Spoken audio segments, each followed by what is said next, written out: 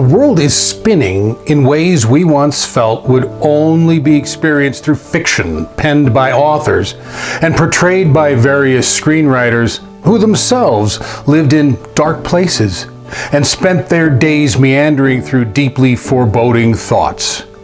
The impossible, the absurd, the irresponsible, the irrational, and the improbable were certainly the stuff of intrigue, but not so much the stuff of reality. Yet we seem to be watching life become what we were convinced it could never become. We watch lines crossed that we thought we had sufficient restraint never to cross. We sit in numb stupor as the morals that held the line against a deep darkness are negatively portrayed as impeding an advancing culture instead of respected as shielding us from an advancing darkness. And in watching a culture spiral, we feel helpless to restrain it from becoming anything else other than whatever it is that it's becoming. And as we watch these things play themselves out, we actively defer the problems to various leaders who rigorously pen legislative initiatives touting the ability to restore an element of sanity by leveraging the weight of law. We hope that military power will take the precarious state of the world and hold everything in check through the assemblage of arms.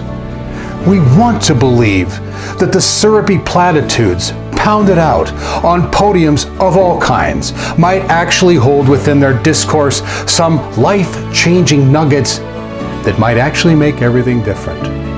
Or we want to believe that enough wealth will purchase the stability that we can't create on our own, or at least keep the bad at bay.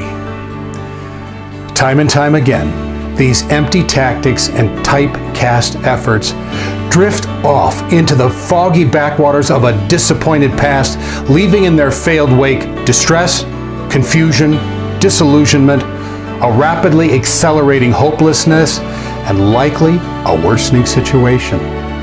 And subsequently, we find ourselves standing before a world collapsing, doing little more than waiting for it to collapse upon us.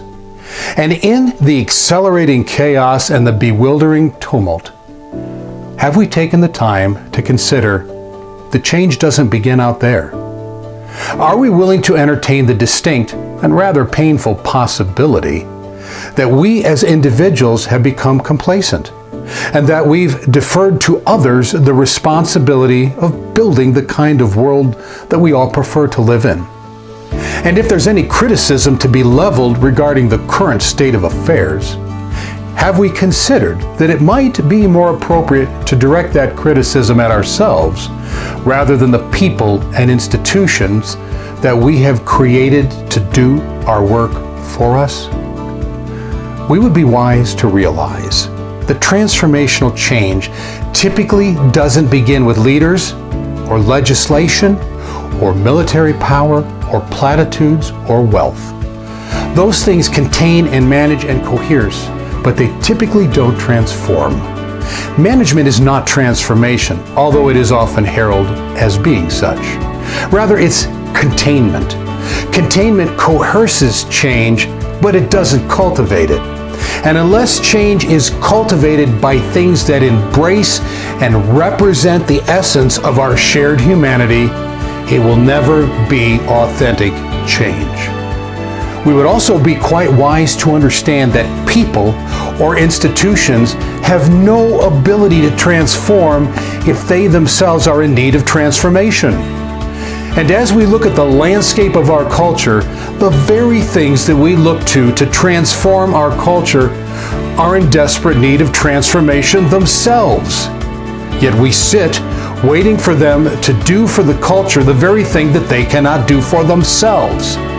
And in the waiting, we become increasingly jaded and vehemently angry because of the rather ridiculous notion that individuals and entities that can't transform themselves should somehow be able to transform a culture that is itself in desperate need of transformation. And so the change rests with us. The world is made up of people. It would be more than reasonable to assume that if we transform people, we transform the world. And the best thing to transform people are people. And in a world becoming increasingly disconnected and polarized, it seems that we've failed to recognize that you and I are people, and that everyone else around us are people just as much as we are. And because we are people next to God, we are the greatest agent for change that the world has ever known. Therefore, we must personally embody all of the things that we want our world to be. We must both embrace and then simultaneously exude the qualities and characteristics that we want to see in the world around us. When we read the headlines, or scan social media, or watch the movements of government and industry, what we want to see them do is what we need to be. And to do that, we first need to take blunt and careful stock of who we are, to make certain that we've not become the very world that we criticize. Far too often we possess and act out the very qualities that we so punitively despise in others. The utterly irrevocable criteria that we must embrace if we are to change the world is that to change the world, we must first change ourselves. And in engaging a process of this magnitude, what we quickly discover is that changing the world is a whole lot easier than changing ourselves. Second, we would be wise to understand that changing the world involves the incorporation of core attributes and key values without which any change, regardless of how grand, will die a certain death. And so that foundational change within ourselves must be one where we fearlessly adhere to timeless morals that demand that we do the right thing regardless of the cost incurred or criticism suffered. We must abide by a bold set of ethics that demand that we do no harm and that we intentionally leave every situation better than the way we found it. We must realize that of ourselves, our reach barely reaches outside of ourselves. But when we partner with God, our reach is no longer defined by the length of who we are. Bold ideas and whimsical visions and warm gestures cannot be sustained without the development of these core values. Third, we then need to aggressively and thoroughly cultivate those characteristics until they usurp and completely commandeer the very essence of our being.